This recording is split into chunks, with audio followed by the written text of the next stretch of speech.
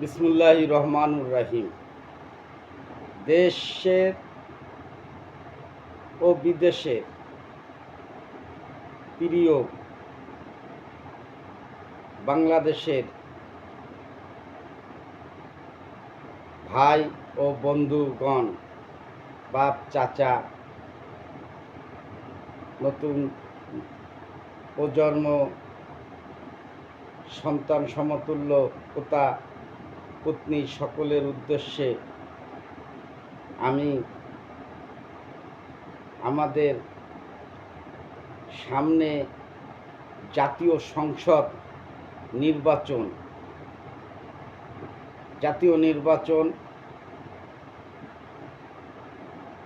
সরকার ও জনপ্রতিনিধি ও দেশের দায়িত্বভার 5 বছরের জন্যে আমরা যে আমাদের স্থানীয় সংসদ আসন এমপি বলি, সংসদ সদস্য বলি, যাই বা বলি, যেভাবেই বলি, আমাদের 2026 সালের নির্বাচনটা কিন্তু খুবই গুরুত্বপূর্ণ নির্বাচন। এই নির্বাচন দেশ ও দেশের মানুষের বাঁচা মরার নির্বাচন। এই নির্বাচনে যদি আমরা জনপ্রতিনিধি, আমাদের অভিভাবক, আমাদের শাসক যদি নির্বাচন করতে সঠিক যোগ্য প্রার্থীকে যদি নির্বাচন না করতে পারি, তাহলে আমাদের কিন্তু খুব ভয়াবহ খেসারত দিতে হবে। আপনাদের আমি কিছু উদাহরণ দিই। বিশেষ করে স্বাধীনতার সপক্ষের সৈনিক, যেমন আমার সমবয়সী, আমার চেয়ে যারা আরও বয়োজ্যেষ্ঠ আছেন, আমার মুরব্বীরা আছেন, আমার ছোট আছেন, আমার সন্তান সমতুল্য যারা আছেন, সকলকে অনুরোধ করব, তৃতীয় বিশ্বযুদ্ধের দ্বার প্রান্তে আমরা দাঁড়িয়ে আছি। একের পর এক সংঘাত, মতপার্থক্য, জবরদখল, ওই জায়নবাদী ইসরায়েল, আমেরিকার মোড়লগিরি, বিশ্ব শোষণ করে যারা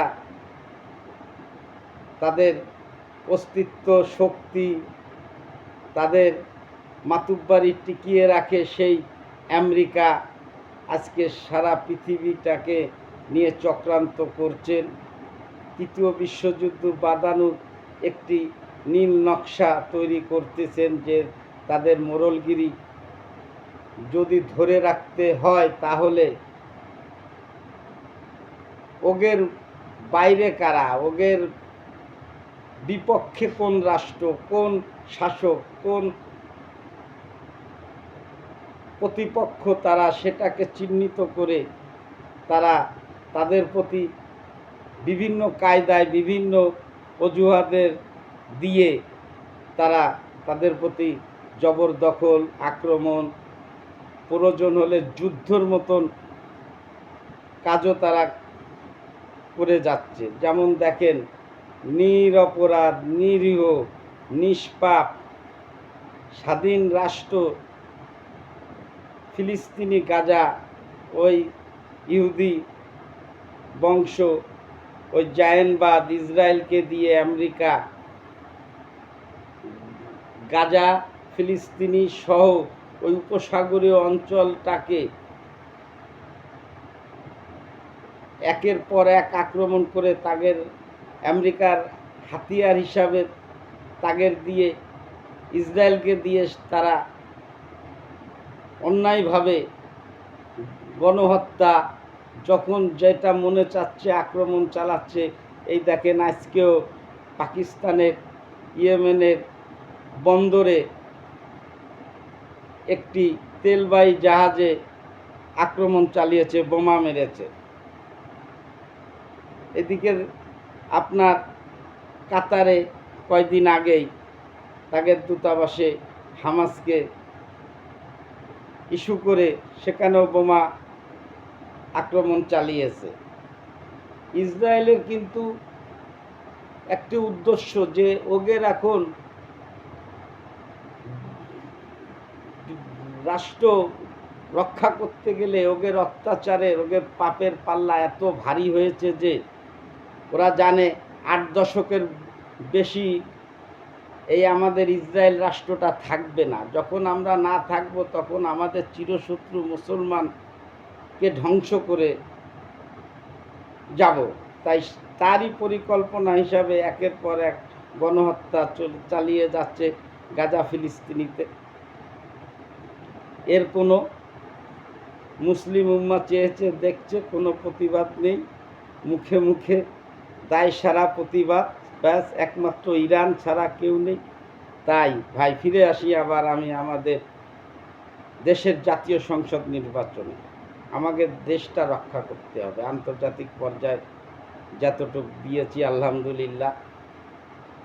আমাদের ব্যক্তি যোগ্য কিনা এটার প্রতি আমাদের 2026-এর নির্বাচনে আমাদের সকলের, বিশেষ করে আমরা আমাদের প্রজন্মর জন্য একটা নিরাপদ রাষ্ট্র যাতে তারা বসবাস করতে পারে, তার জন্যে প্রধান সত্য হলো একটি দেশপ্রেম সরকার, যারা দেশ ও দেশের মানুষের কল্যাণে কাজ করবে, নিজেদের জীবন উৎসর্গ করবে।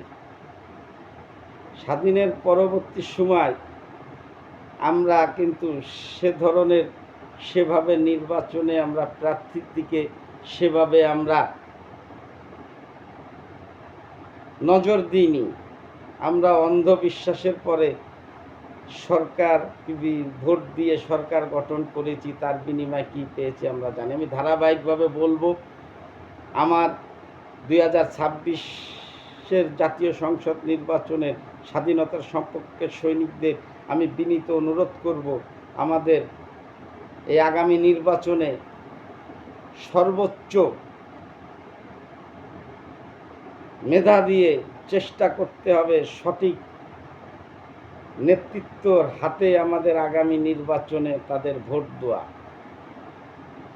আমার এই নতুন ইউটিউব চ্যানেল আপনারা সাবস্ক্রাইব করবেন, আমার সাথে থাকবেন, আমি যাতে উৎসাহ পাই, শেয়ার লাইক করে দেবেন। আমিন।